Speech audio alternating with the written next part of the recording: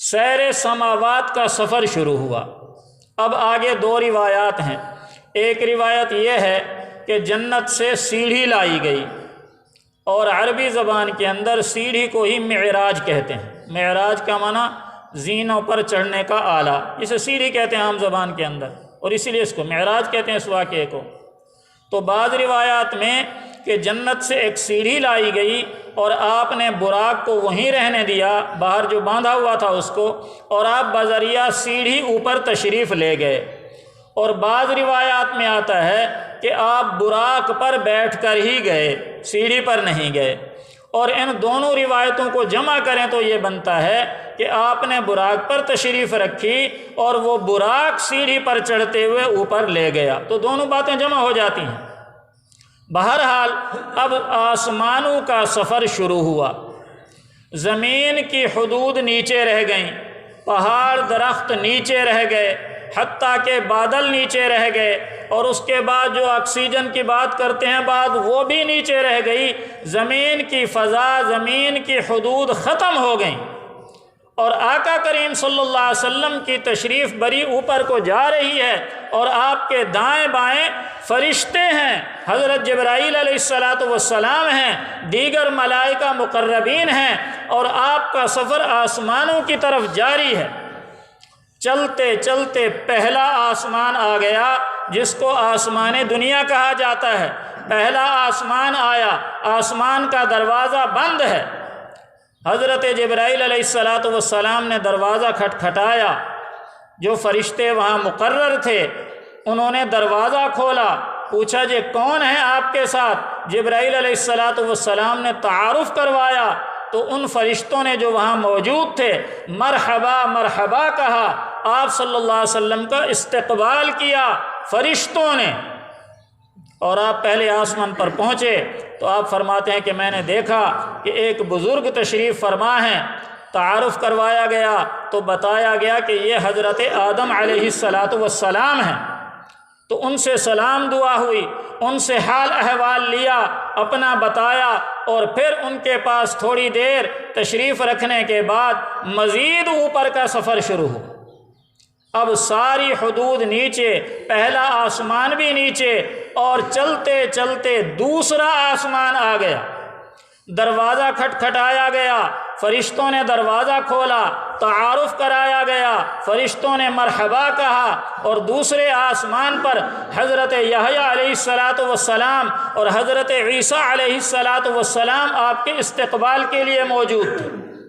چنانچہ ان سے سلام دعا ہوئی، حال احوال لیا، ایک دوسرے کا حال احوال پوچھا، اور اس کے بعد آپ نے مزید اوپر سفر شروع کیا۔ فرشتے آپ کے دائیں بائیں ہیں اور یہ سفر جاری ہے، یہاں تک کہ تیسرا آسمان آ گیا۔ تیسرے آسمان پر حضرت یوسف علیہ السلام سے ملاقات ہوئی، اور ان سے تعارف کے بعد حال احوال کے بعد مزید اوپر کو چلے، یہاں تک کہ چوتھا آسمان آ گیا، حضرت ادریس علیہ السلام سے ملاقات ہوئی، پھر اوپر چلے، پانچواں آسمان آ گیا، حضرت ہارون علیہ السلام سے ملاقات ہوئی، اوپر چلے، چھٹا آسمان آ گیا، حضرت موسیٰ علیہ السلام سے ملاقات ہوئی، اور چھٹے آسمان کے بعد مزید اوپر سفر شروع ہوا تو ساتویں آسمان پر پہنچ گئے۔ ہم آپ نے 7 آسمانی سنے اور 7 ہی ہیں۔ قرآن و حدیث کے اندر جن آسمانوں کا تذکرہ ملتا ہے ان کی تعداد 7 ہے۔ 7 آسمان ہیں، پہلا آسمان نیچے، دوسرا نیچے، تیسرا نیچے، چوتھا نیچے، پانچواں نیچے، چھٹا نیچے، یہاں تک کہ 7ویں آسمان پر سرکار دو عالم صلی اللہ تعالی علیہ وآلہ وسلم پہنچ گئے، اور 7ویں آسمان پر بیت المعمور ہے۔ دنیا کے اندر بیت اللہ ہے، مکہ مکرمہ کے اندر، اسی بیت اللہ کے اوپر بالکل سیدھ میں اوپر 7ویں آسمان پر اسی شکل کا ایک بیت اللہ ہے جس کو بیت المعمور کہتے ہیں، اور وہ فرشتوں کا کعبہ ہے۔ وہاں پر ہر وقت ہزاروں فرشتے طواف کرتے رہتے ہیں، قیام کرتے ہیں، رکوع کرتے ہیں، سجود کرتے ہیں، اور جو ایک مرتبہ فرشتہ عمل کر لیتا ہے دوبارہ اس کو باری نہیں دی جاتی، پھر اور فرشتے آ جاتے ہیں۔ تو بیت المعمور ہے، اور اس بیت المعمور کی دیوار کے ساتھ ایک بزرگ ٹیک لگا کر بیٹھے ہوئے ہیں۔ تعارف کروایا گیا کہ یہ کون ہیں، تو بتایا گیا کہ یہ حضرت ابراہیم علیہ السلام ہیں۔ چنانچہ آپ صلی اللہ علیہ وسلم فرماتے ہیں کہ حضرت ابراہیم علیہ السلام سے سلام و دعا ہوئی، تعارف ہوا، حال احوال لیا، اور پھر اس کے بعد مزید اوپر کا سفر شروع ہوا۔ اب آگے آسمانوں، ساتوں آسمان تو نیچے رہ گئے، اب اوپر مزید کیا ہوگا؟ اوپر ایک بیری کا درخت ہے جس کو سدرۃ المنتہا کہتے ہیں، جس کا ذکر قرآن پاک کے اندر بھی ہے۔ عند سدرۃ المنتہا عندہا جنت المأوا، سورۃ النجم 27واں پارہ۔ تو سدرۃ المنتہا بیری کا ایک درخت ہے۔ اب بیری جب ہم زبان سے بولتے ہیں، کان سے سنتے ہیں، تو فوراً ہمارے ذہن میں تو ہمارے جو بیری کے درخت ہیں اسی کی شکل آتی ہے کہ ایسے پتے اور ایسے چھوٹے چھوٹے بیر۔ اب وہ بیری کا درخت کیسا ہے اس کو ہم تصور نہیں کر سکتے اور ہم اس کو نہیں سمجھ سکتے۔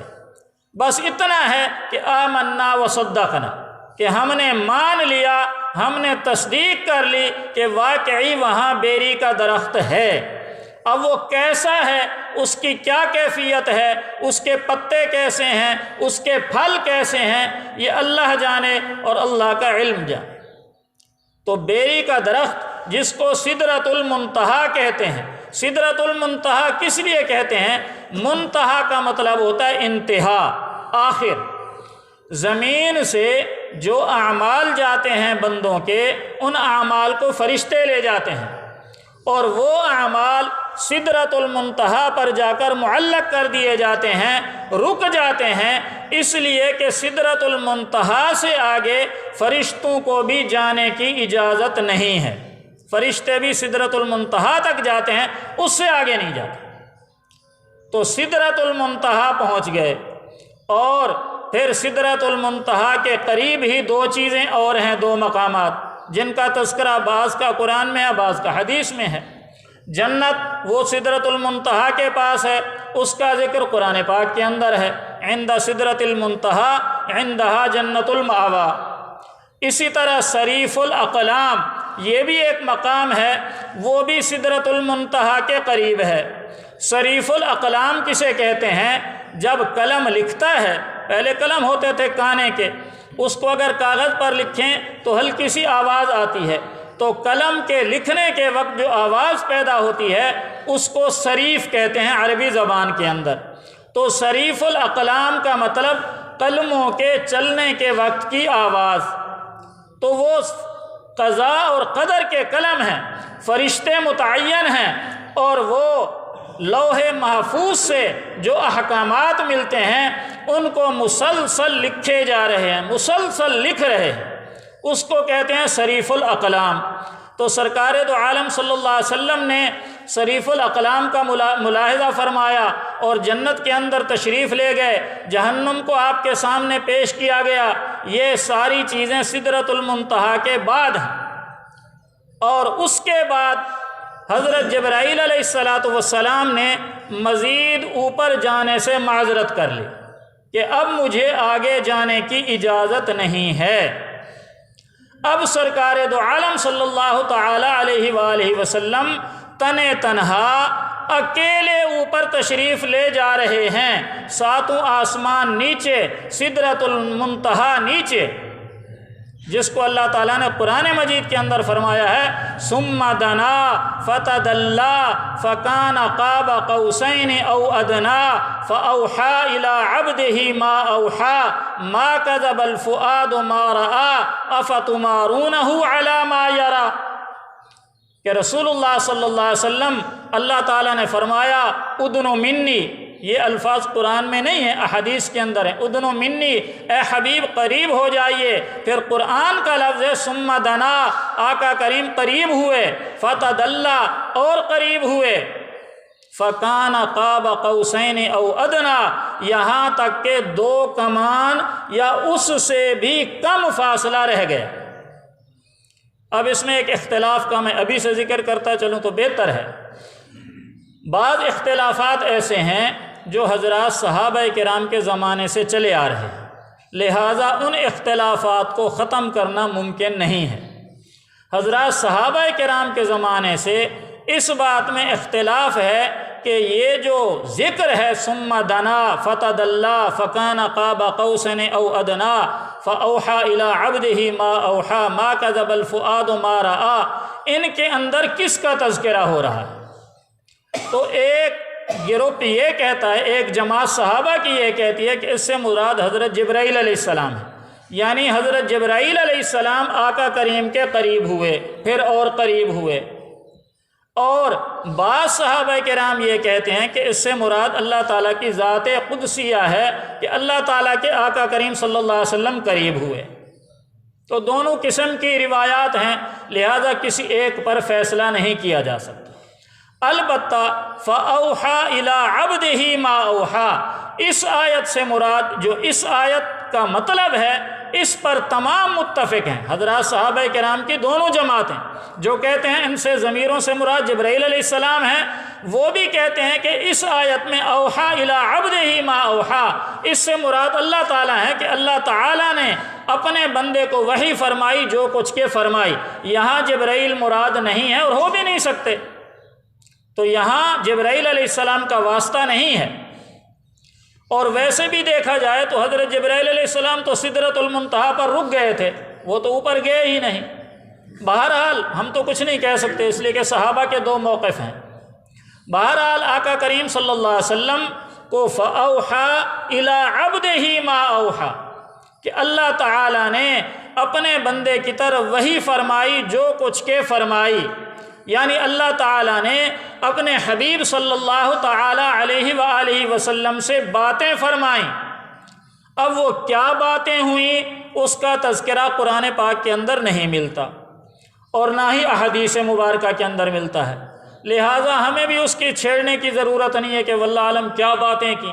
بعض مفسرین نے زور لگایا ہے کہ جی یہ باتیں ہوئیں، آپ صلی اللہ علیہ وسلم کو علوم عطا کیے گئے، بعض نے کہا آپ کو خیر کثیر عطا کی گئی، بعض نے کہا فلاں بات ہوئی۔ بھئی ایک چیز کو اللہ نے مخفی رکھا ہے اور اللہ نے نہیں بتایا، قرآن کے اندر نہیں ہے، احادیث میں نہیں ہے، تو ہمیں کیا ضرورت ہے کھود کرید کرنے کی؟ ہمیں تو اس پر ایمان لانا فرض ہے کہ ہاں ایسا ہوا ہے۔ جو چیز اللہ نے ہمیں نہیں بتائی لہٰذا ہمیں بھی اس میں پڑھنے کی ضرورت نہیں ہے۔